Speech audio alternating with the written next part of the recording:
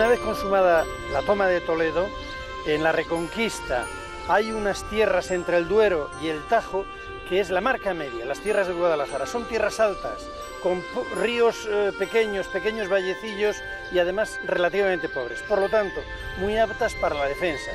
Están llenas de fortificaciones. Y el románico en esta zona no es este románico espléndido que hemos visto en otros capítulos, porque los pueblecitos no tienen economía para hacer grandes dispendios en las iglesias.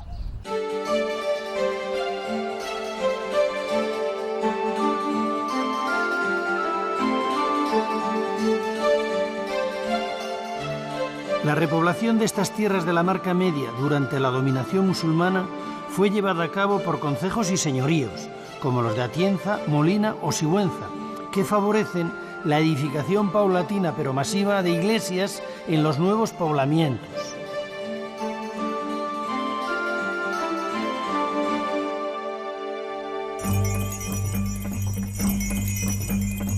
La villa de Atienza es un prototipo de aldea medieval, un castillo en lo alto y el pueblo en su entorno, rodeado y defendido por un encintado de murallas. Cabeza de una importante comunidad de villa y tierra, llega a tener hasta 5.000 habitantes a finales del siglo XIII y 14 iglesias románicas. Santa María del Rey fue la primera en construirse y se levantó sobre una mezquita anterior, de la que se ha reutilizado en el arco de la portada norte esta escritura en árabe que dice: la permanencia es de Dios.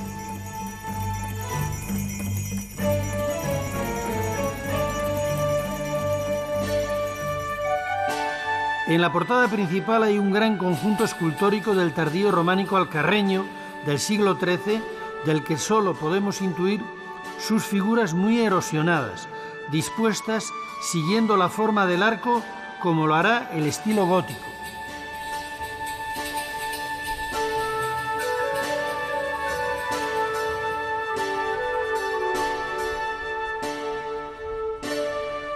En la segunda línea de muralla se encuentra la iglesia de la Santísima Trinidad. Solo conserva románico el ábside. Está decorado con 2 líneas de imposta paralelas que lo recorren y le dan un aire especialmente elegante junto a sus espléndidas ventanas.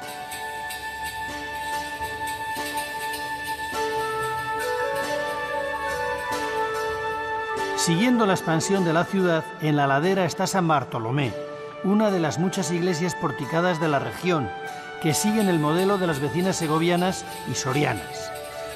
Los curiosos fustes de sus columnas fueron tallados en una reforma del siglo XVI.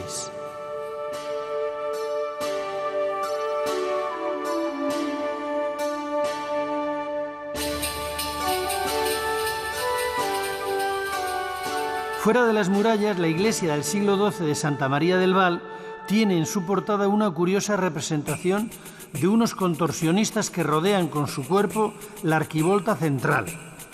Para la iglesia, los altibanquis eran poco menos que la imagen del demonio.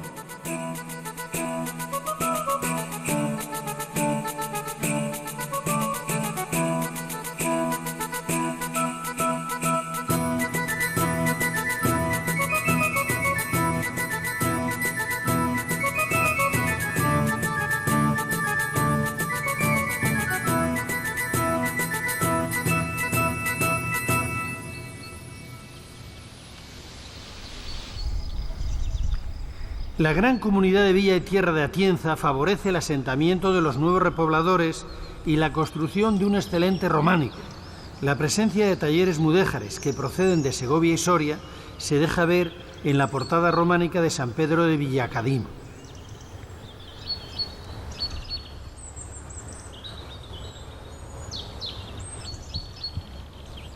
No muy lejos, en el bosque de la ribera del río Bornova, a las afueras de Albendiego, se encuentra otra de las joyas del románico del entorno de Atienza, la iglesia de Santa Coloma, que los monjes agustinos levantaron en el siglo XII.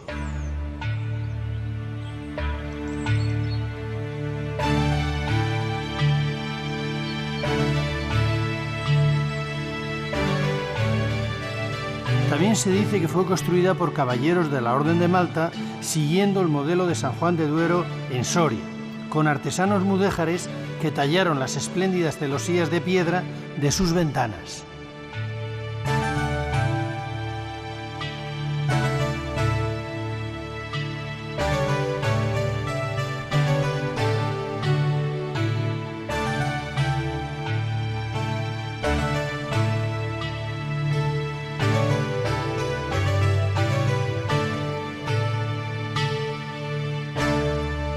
En Campisábalos, entre Albendiego y Villacadima, la iglesia de San Bartolomé y la capilla de San Galindo son un conjunto excepcional, no solo por su calidad, sino por conservar prácticamente íntegra su fábrica original románica. La portada de la capilla, muy parecida a la de Villacadima, da paso a un sencillo interior, con unos interesantes capiteles y una pequeña y preciosa celosía de piedra, también de origen mudéjar, como la de Santa Coloma de Albendiego, que comunica con el atrio de la iglesia.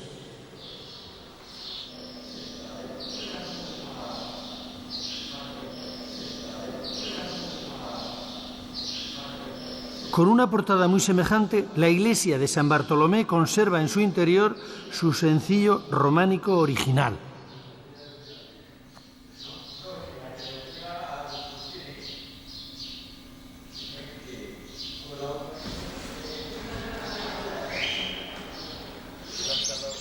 En el muro exterior de la capilla de San Galindo se conserva un friso escultórico muy deteriorado, con luchas de caballeros y un interesantísimo calendario agrícola con las faenas del campo.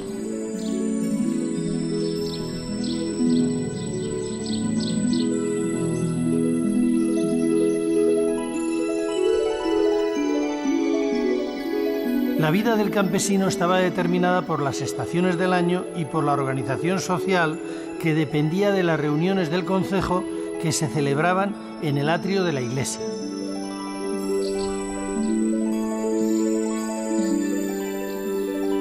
Las galerías porticadas son una de las grandes aportaciones españolas al románico europeo. Hemos visto muchísimas en la provincia de Segovia. También son muy abundantes en el mundo rural de Guadalajara. Esta de Beleña de Sorbe, con su tejado, protege una maravillosa portada. En esta portada tenemos la esencia del románico, la convivencia perfecta de lo sagrado y de lo profano. Lo sagrado en los capiteles y lo profano en las arquivoltas, donde nos cuentan la vida cotidiana a lo largo de los 12 meses del año en un calendario maravilloso. Este comienza con enero y la matanza del cerdo. Le sigue febrero con el campesino sentado al fuego. En marzo vuelve a la tierra y en mayo el que puede practica la cetrería. Y así se suceden las actividades mes a mes, la siega, la trilla, la vendimia, etcétera, etcétera.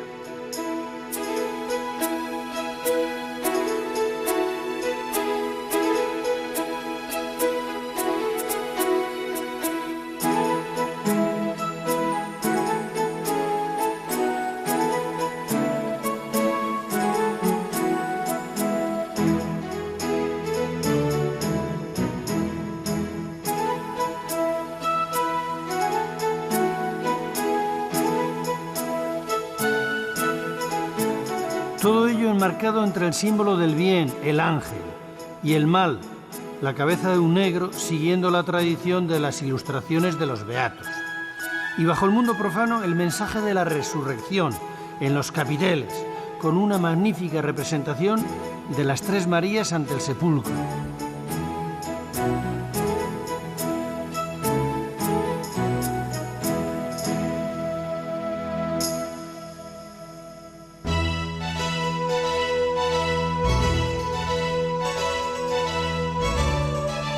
Una de las cosas más necesarias para la vida medieval era la sal, imprescindible para la conservación del pescado y la carne, la alimentación del ganado, el curtido de cueros, la medicina y, lógicamente, la propia alimentación. Las salinas de Imón, en el río Salado, nombre no casual, explotadas ya por los romanos, son las más importantes de Guadalajara. Señores y monarquías se disputaron su control hasta que Alfonso XI, en el siglo XIV, las declaró monopolio real. Sus beneficios eran tales que gracias a sus rentas, entre otros ingresos, se construyó la Catedral de Sigüenza.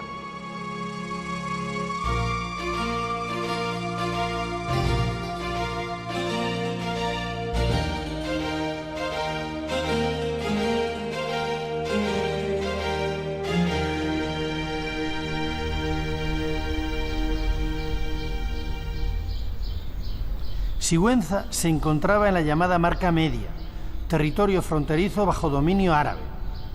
Su estratégica situación entre los ríos Henares y Jalón es elegida por los musulmanes en el siglo X para la construcción de una alcazaba con carácter defensivo y de refugio.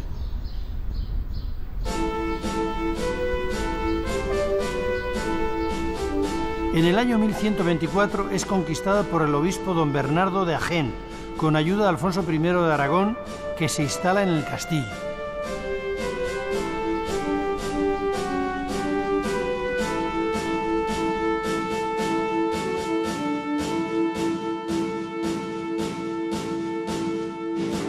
El poder eclesiástico se emplaza en la zona del valle, junto al río Henares, donde el obispo Leucate inicia la reconstrucción de la Catedral de Santa María a mediados del siglo XII, convirtiéndose en referencia imprescindible para la arquitectura románica en Guadalajara.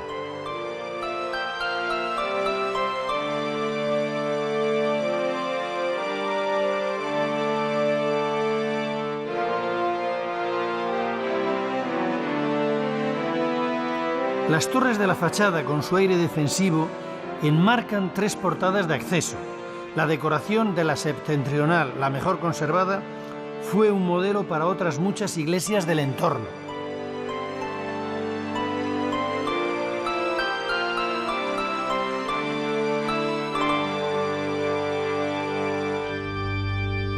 Las grandes bóvedas de crucería del interior revelan la incorporación de un nuevo taller que incorpora las tendencias que vienen del norte de Francia. Es el primer gótico que transforma el proyecto románico anterior, del que apenas quedan restos en algún detalle escultórico y en alguna ventana.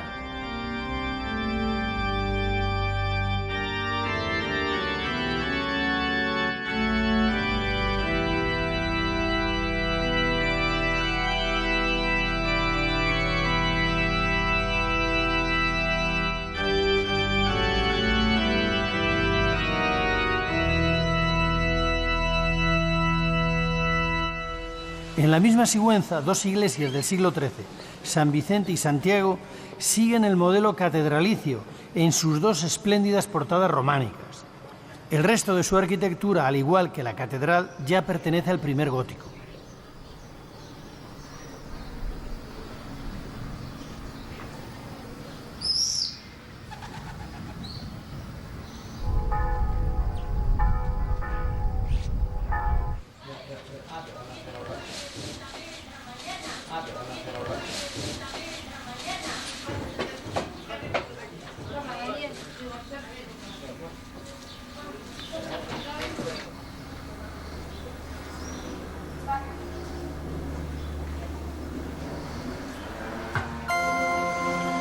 Si en el siglo X Sigüenza era una pequeña aldea dependiente de Medinaceli y núcleo defensivo musulmán de la Marca Media, después de ser reconquistada en el año 1124, se convirtió, gracias a su condición de sede episcopal, en el más importante centro de poder y repoblación de las tierras entre el sistema central y el río Tajo, lo que entonces se llamaba la Transierra.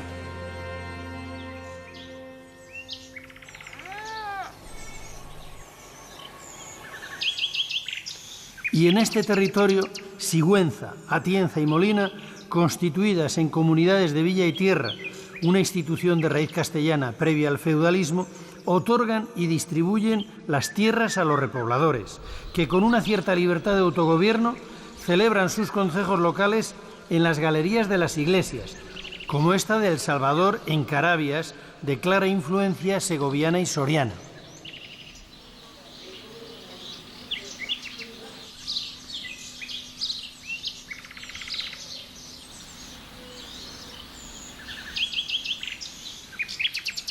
Estos concejos comuneros adjudicaban solares y tierras a los pobladores para construir casas, levantar poblaciones o roturar campos.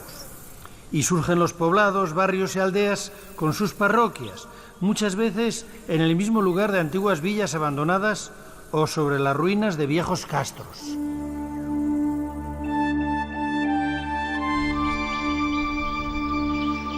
Y aparecen las iglesias románicas.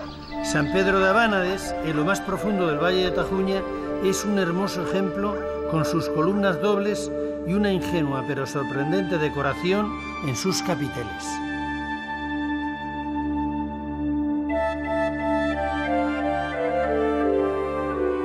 Los no bautizados no tenían acceso al interior sagrado, por eso las pilas bautismales se situaban en el exterior. Aquí la vemos en el pórtico, bajo una espléndida ventana concebida al estilo de las portadas románicas.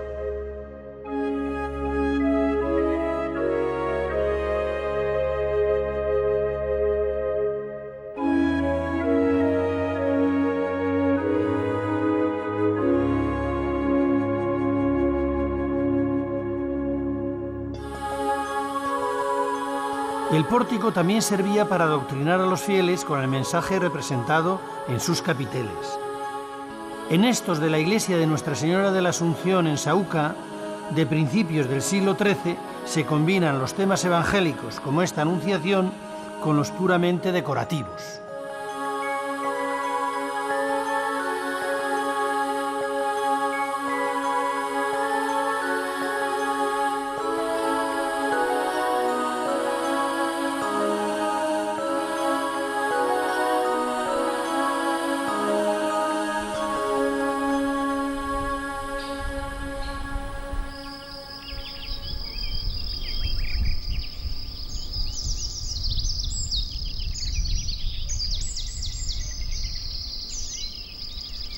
Los más pobres de estos asentamientos han desaparecido, aunque en algunos casos se han conservado como único testimonio de su existencia la que fue su parroquia.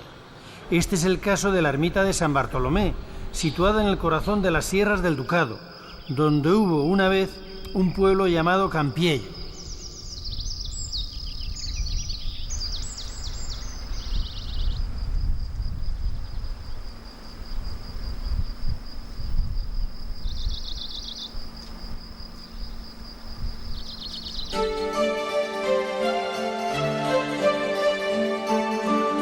Proteger la frontera establecida en el río Tajo lleva a los señores, junto a los monasterios cistercienses y las órdenes militares, a organizar nuevos asentamientos de repobladores que son, en definitiva, los que constituyen la auténtica Reconquista.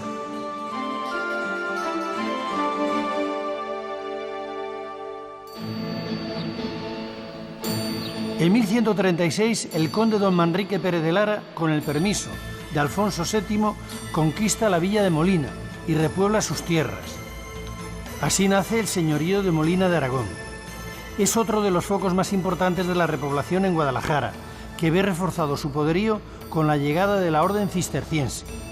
Sus monasterios y conventos, como este de Santa Clara del siglo XIII, contribuyen al fortalecimiento y defensa de la Reconquista en el último periodo del románico.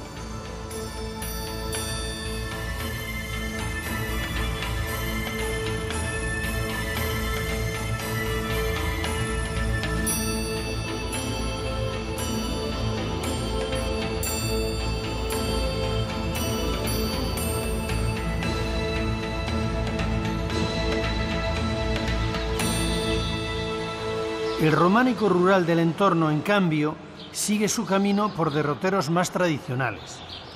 En la antigua villa de Labros, en el señorío de Molina, la restauración de su iglesia de Santiago ha salvado su obra barroca y el origen románico que queda en su portada de finales del siglo XII.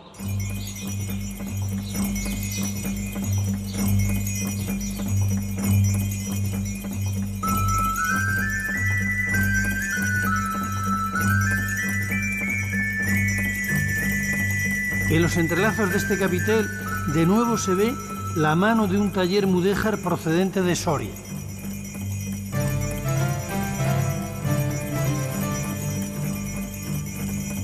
En el otro capitel, muy desgastado por el tiempo, contemplamos el tema de Sansón rompiéndole la quijada a un león. De nuevo, la lucha del bien contra el mal.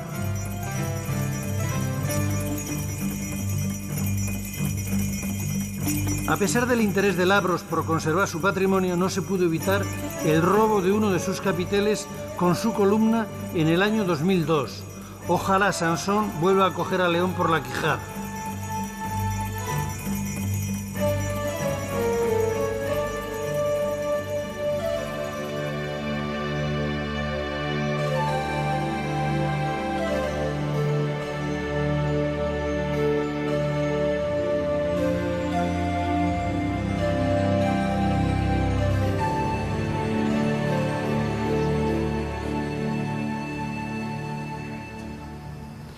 Cerca de Labros, seguimos en el territorio del señorío de Molina.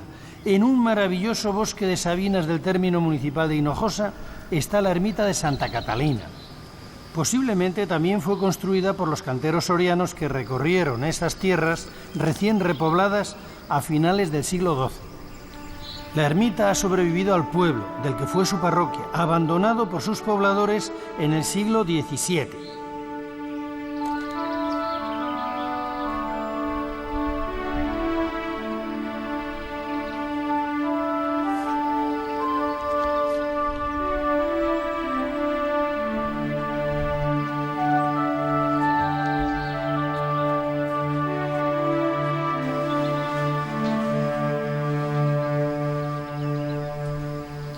La repoblación en tierras altas de Guadalajara se hacía a veces en lugares donde la vida era muy difícil.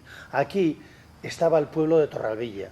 Las condiciones, las tierras eran muy pobres, tuvieron más tarde que emigrar, pero nos han dejado esta maravillosa iglesia, ermita de Santa Catalina actualmente, que es una joya en medio de un sabinar. Este es un lujo que nos ofrece el paisaje y aquí se oye cantar el silencio.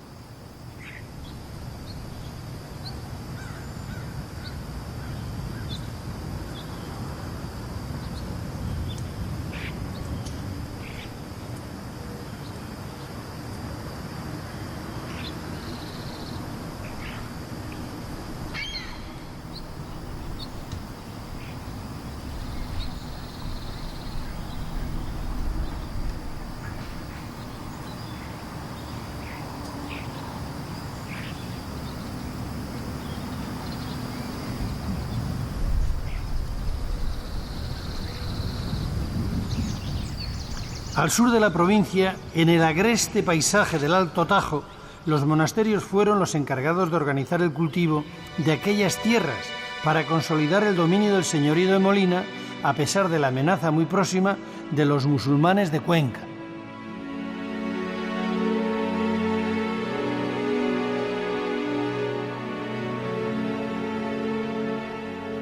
Uno de estos monasterios fue el de Buenafuente del Sistal. Fundado por la Orden de San Agustín, pasó a mediados del siglo XIII a la Orden Femenina del Císter, que construye la iglesia actual, en la que se mantiene la fuente de aguas curativas y milagrosas que le da nombre y que posiblemente fuera anterior al cristianismo. Hoy sigue activo con una comunidad de monjas de la Orden del Císter.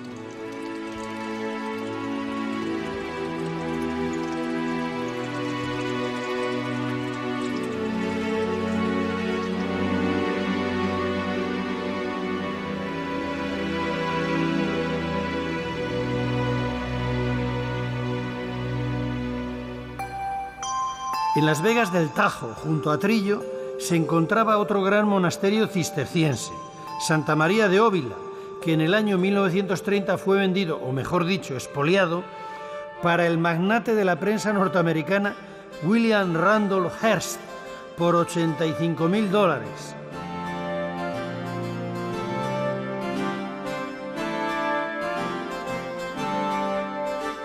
En abril de 1931, Arthur G. Vine, experto en arte y encargado de las compras en España para Hearst, tras dudosas operaciones legales, desmanteló la obra románica de Óvila piedra a piedra.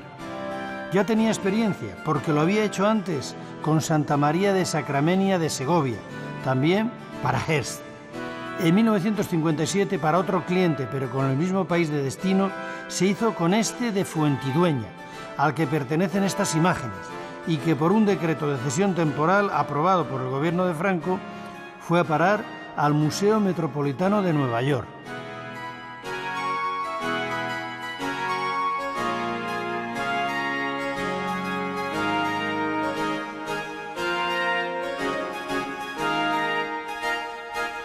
Numeradas y embaladas las piedras, en Óvila se llegó a construir una línea férrea de casi medio kilómetro de largo para transportarlas hasta el Tajo, donde se construyó un ingenioso ferry, guiado con cables para cruzarlo.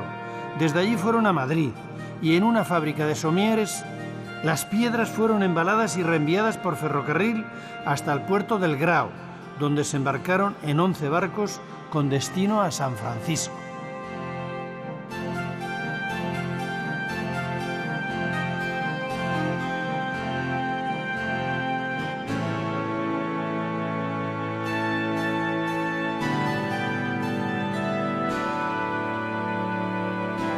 Miles de obras de arte fueron a parar al castillo de Wintoun, que Orson Welles rebautizó como Xanadu en su película Ciudadano Kane, inspirada en el excéntrico millonario norteamericano.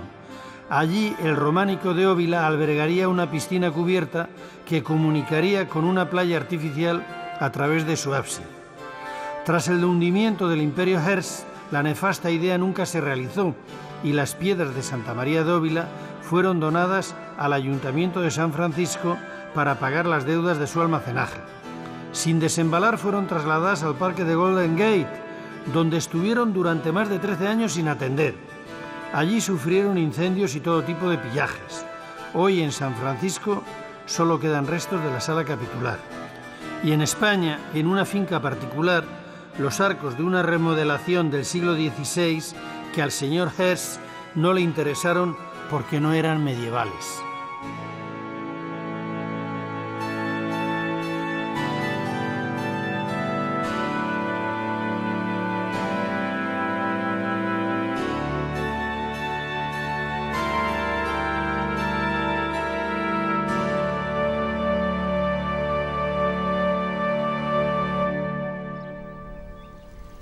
Siguiendo el curso del río Tajo nos encontramos con otra fundación de la Orden del Císter, la Abadía de Monsalud, junto a Córcoles.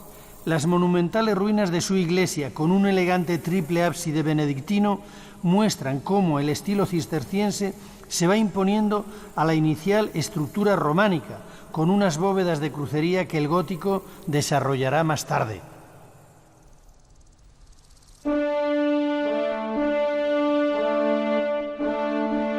Como detalle curioso, en el ábside y junto al altar se conserva un lavamanos que tuvo agua corriente con lacerías mudéjares.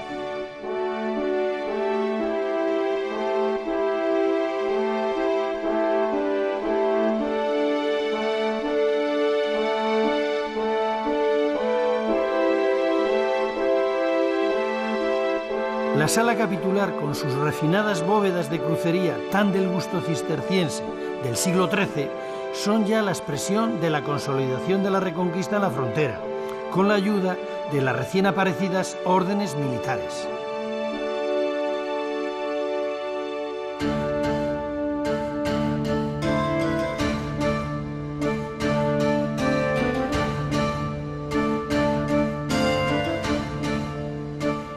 Entre los años 1160 y 1180 se crean las tres órdenes monásticas de caballeros, de carácter militar: Alcántara, Santiago y Calatrava. El castillo de Zorita de los Canes y sus términos es concedido por Alfonso VIII a la Orden de Calatrava. Situado sobre el río Tajo, está en el lugar idóneo para la ofensiva que el monarca preparaba para la toma de la ciudad de Cuenca, aún en poder musulmán.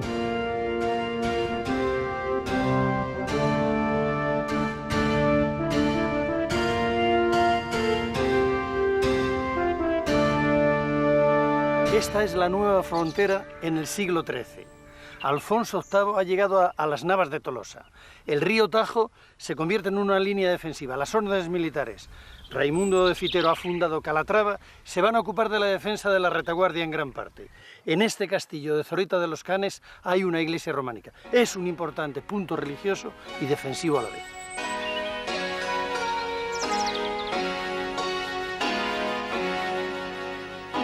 Esta iglesia, residuo de un románico arcaizante, fue construida en unas fechas en las que los repobladores de la provincia de Guadalajara ya están seguros en sus nuevos asentamientos. Esa repoblación es la que constituye para la España cristiana la auténtica Reconquista, y el románico el arte que le acompañó hasta el río Tajo.